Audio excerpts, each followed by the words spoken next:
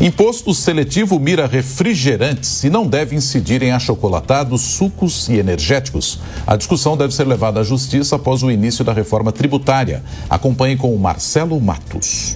A reforma tributária brasileira criou o imposto seletivo sob a justificativa de uma taxação extra para desestimular o consumo de produtos prejudiciais à saúde e que agridem o meio ambiente. O chamado imposto do pecado terá abrangência em bebidas alcoólicas, refrigerantes, cigarros, veículos e até carros elétricos. Juristas apontam distorções na sua abrangência, verdadeiros pecados jurídicos, que devem chegar aos tribunais futuramente. O professor de Direito Tributário da USP, André Mendes Moreira, ressalta o exemplo do refrigerante. O açúcar, apontado como grande motivador de danos à saúde, está totalmente fora de qualquer imposto, por ser um item da cesta básica. Ao mesmo tempo, os achocolatados, sucos, energéticos, mesmo tendo açúcar na sua composição, estão fora do imposto do pecado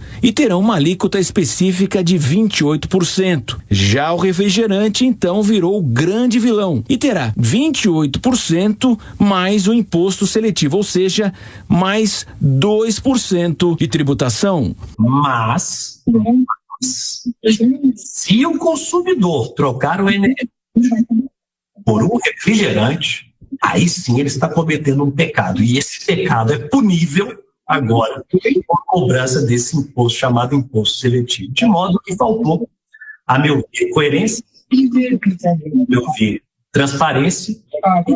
Essa questão possivelmente pode chegar aos tribunais na medida em que coerência, transparência e, sobretudo, igualdade são princípios constitucionais que devem ser observados, inclusive na reforma tributária em questão.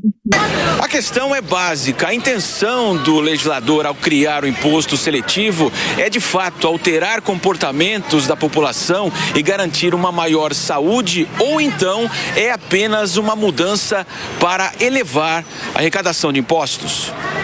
Autor de um estudo sobre o tema, o professor da Escola de Economia de São Paulo, da Fundação Getúlio Vargas e coordenador de programas de pós-graduação, Márcio Holland, analisa o impacto no segmento. A reforma tributária, que vai dar início agora, a implementação em 2026, né? E logo vem a adoção do imposto seletivo, ela errou na mão. Ela errou na mão ao selecionar produtos aleatórios na tributação nesse imposto seletivo. Não que a gente queira que tribute tudo, mas é uma ideia qualquer sobre por que escolher um produto e não outros produtos. Além do mais, parece sim que ela vem com esse viés arrecadatório, e não extra-fiscal, que a gente chama, que é voltado, sim, para inibir o consumo de produtos prejudiciais à saúde e ao meio ambiente. Portanto, a resposta mais direta a você é que ela vem, sim, vestida, de cara de arrecadatória, essa tributação seletiva no Brasil. Holland avalia também o aspecto da obesidade na criação do imposto seletivo. Não é um único produto, um único consumo de um único bem que causa essa prevalência de obesidade no Brasil. É uma combinação, segundo a OMS, usando os termos da Organização Mundial de Saúde, é uma combinação entre esse equilíbrio entre ingestão calórica e o consumo calórico. A ingestão calórica do brasileiro em refrigerante equivale a 1,3% do total da ingestão calórica. Entre famílias mais pobres, até 2 salários mínimos, o refrigerante representa 0,69% da ingestão calórica, dados IBGE. O consumo de açúcares, 5,8% da ingestão calórica. Quando você adiciona açúcar em outros produtos, pode chegar a 10% de ingestão calórica. Sim, você tem razão, segundo o IBGE, a pesquisa de orçamento familiar, o volume de açúcares que o brasileiro consome está em muitos produtos. Provavelmente muito menos no refrigerante do que nos outros produtos.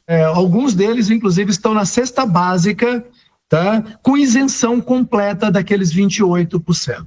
Como não há relevante diferença entre as categorias para desestimular o consumo de açúcar, a tributação seletiva de apenas refrigerantes e refrescos parece inconstitucional, violando o princípio da igualdade, e o tema deve chegar aos tribunais. A reforma tributária inicia o processo de transição em 2026, na junção do atual modelo com o novo arcabouço jurídico, até 2032, com a expectativa do início do novo sistema sozinho tributário em 2033.